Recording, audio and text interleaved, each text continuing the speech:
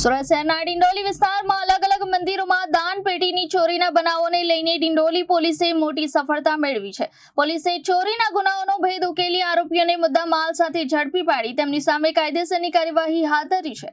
ડિંડોલીના Ambika township સામે આવેલા ચમત્કારી હનુમાનજી મંદિર, કરાવડા ગામના રાજદીપ સોસાયટી સ્થિત મહાદેવ મંદિર તેમજ દેલાડવા ગામમાં દીપ દર્શન સ્કૂલ પાસે આવેલી દેવનંદન સોસાયટીના મંદિરમાંથી દાનપેટીની ચોરીના બનાવો બન્યા હતા। ફરિયાદોના આધારે ડિંડોલી પોલીસ સ્ટેશનમાં અલગ અલગ ગુનાઓ નોંધાયા હતા।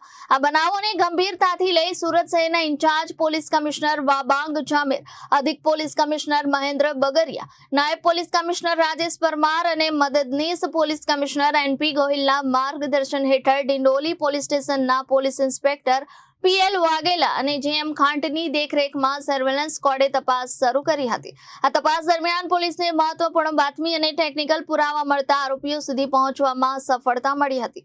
પોલીસે આરોપીઓને ચોરીના મુદ્દામાલ સાથે ઝડપી પાડી તેમની સામે કાયદેસરની કાર્યવાહી હાથ ધરી છે। Bureau report, Janadesh news, Surat.